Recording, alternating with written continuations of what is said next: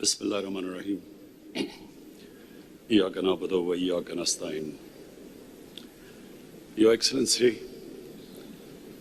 Mr. Imran Ali Rahman, President of Tajikistan, Excellencies, leaders of SCO member states and observer states, Excellency Mr. Vladimir Norov, SCO Secretary General, Excellency Mr. Jama Khan, Director, Executive Committee of SCO Regional Anti-Terrorist Structure, distinguished delegates, it is a pleasure to be in the beautiful city of Dushanbe for this landmark SCO summit. This moment is doubly auspicious as it coincides with the 30th anniversary of Tajikistan's independence. We extend heartiest congratulations to the brotherly people of Tajikistan. I also take this opportunity to facilitate President Imran Ali Rahman for his wise stewardship of SCO during Tajikistan's presidentship. Excellencies, the 20th anniversary of SCO is an important juncture to reflect on our journey so far. From the watershed moments in 2001, SCO has come a long way. Guided by the Shanghai spirit, SCO has steadily grown in size and stature. Today, SCO cumulatively represents 44% of the world population, 25% of the global landmass, and 20% of the global GDP. Impressive progress has been made in strengthening SCO normative and institutional basis and in developing practical cooperation on SCO's twin planks of security and socio-economic development. While SCO has done well to respond to old and new challenges, the increasingly complex global environment and geopolitical tensions would test our resolve in the times ahead. For our part, we must resist any drift towards bloc politics and stress that peaceful coexistence and cooperation, not confrontation, should be the main drivers of global politics. Excellencies, the COVID-19 pandemic afflicted the world in unprecedented ways. In sheer human suffering, the cost just cannot be calculated. A staggering 4.6 million people have lost their lives. 223 million people have been infected. While the public health systems were overwhelmed, economies worldwide faced downturn and recession. And most of all, the poor were hit the hardest everywhere, whether living in the impoverished south or the affluent north. For the first time in 20 years, the world saw a rise in absolute poverty.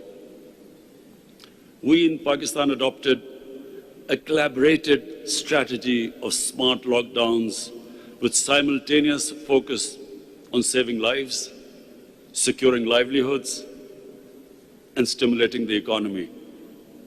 A very difficult road to navigate. Our social protection program, which was called Asas, Compassion, helped millions of families to survive.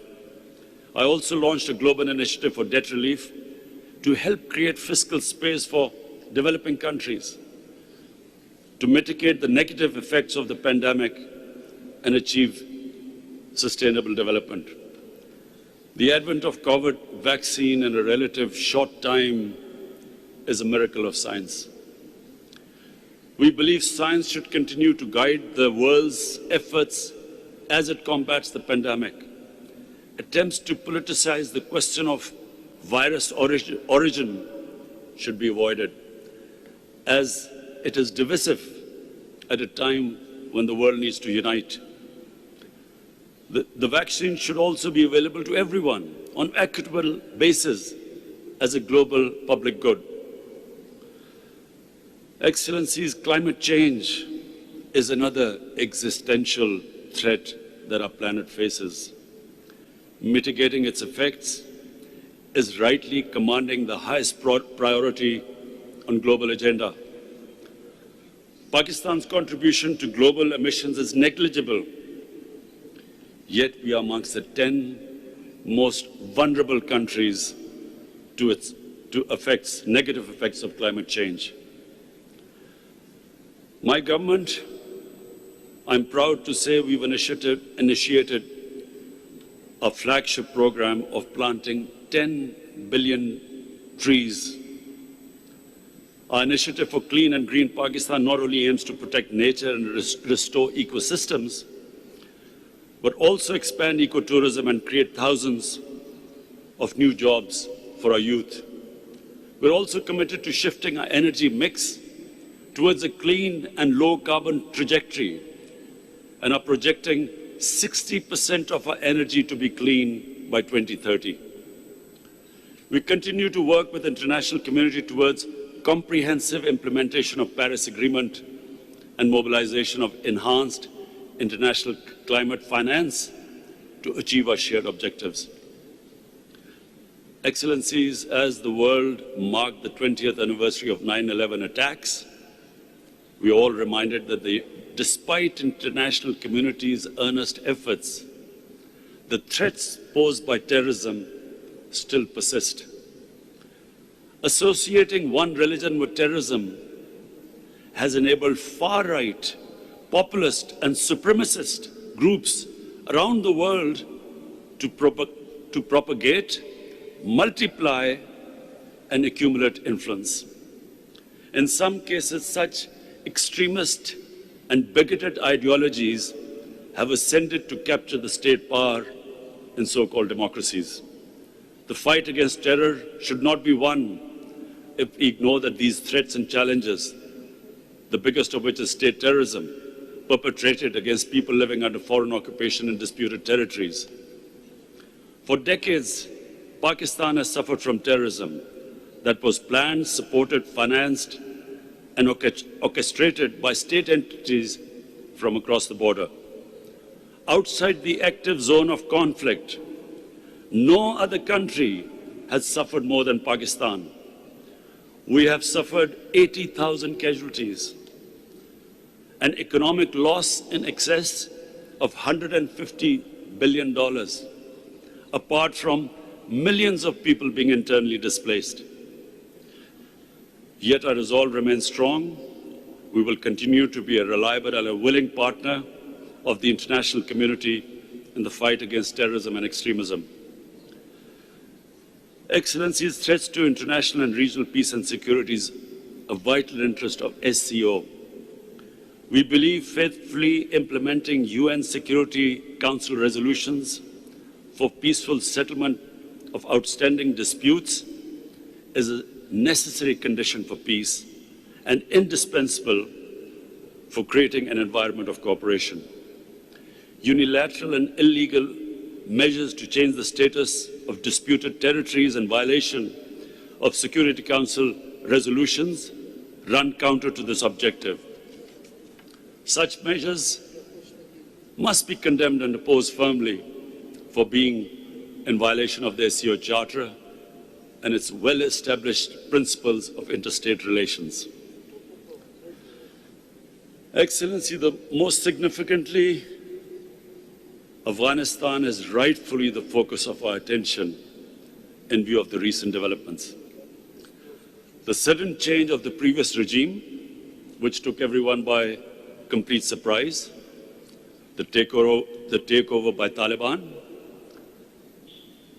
and the full withdrawal of foreign forces has established a new reality in Afghanistan. That all this happened without bloodshed, without civil war, without mass exodus of refugees, should be a matter of relief to all of us. We in Pakistan were fearing a bloodbath like it happened after the Soviets exited from Afghanistan in 1989. It is now in the international community's collective interest to ensure that there is no renewed conflict in Afghanistan and the security situation is stabilized. Equally urgent priorities are to prevent a humanitarian crisis and an economic meltdown. We must remember that the previous Afghanistan government survived on 75% of foreign aid. With the removal of foreign aid, there is a danger of economic collapse. And this is the time to stand with the people of Afghanistan. We commend the UN Secretary General and UN agencies for leading from the front in mobilizing international support for the immediately needed humanitarian assistance. Apart from helping in the international evacuation efforts, Pakistan has extended all possible support and provision and facilitation of humanitarian relief. Going forward, we believe positive engagement of the international community with Afghanistan is extremely important. This is a rare opportunity to finally end 40 years of war in Afghanistan. This moment should not be squandered. It would be unwise at this critical juncture to spread negativity or indulge in mischievous propaganda, as some spoilers sought to do. This will only serve to undermine the prospects of peace to the detriment of the Afghan people. For their part, the Taliban must fulfill the pledges they have made, and most of all, for an inclusive political structure where all ethnic groups, all sects of Afghanistan are represented. And this is vital for peace and stability. Apart from that, the human rights of all Afghans should be protected, and they should ensure that Afghanistan is never again a safe haven for terrorists.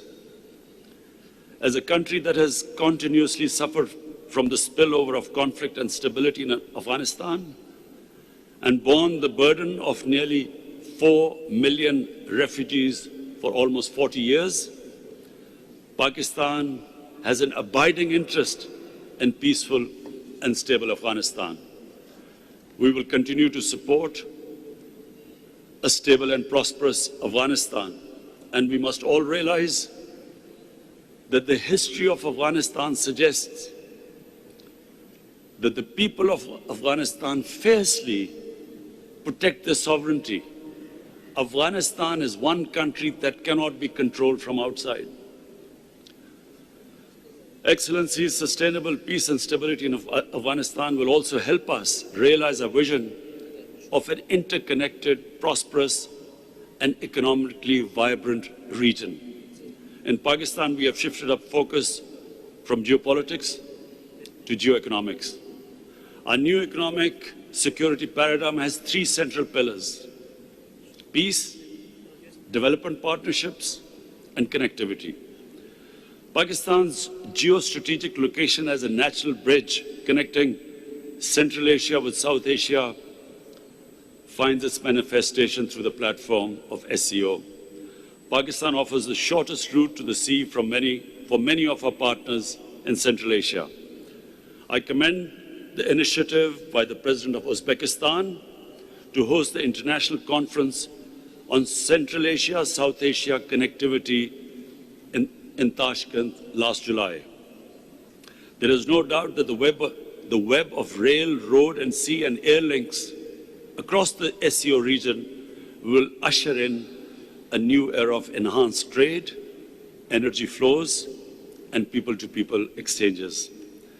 This hard and soft connectivity will contribute significantly to progress and peace in the region and beyond. These trans-regional linkages will be reinforced by the China-Pakistan Economic Corridor, the flagship project of BRI, which is making steady progress. Excellencies, as we commemorate the milestone 20th SCO Summit, I propose 5-point way forward. 1.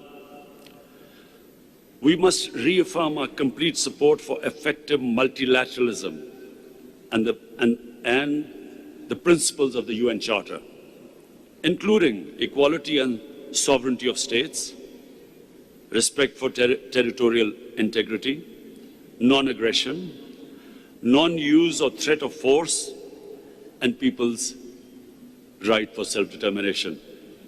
2. We must strengthen our collective endeavors to mitigate the adverse economic impact of COVID-19 pandemic, including through the SCO joint advisory measures. 3.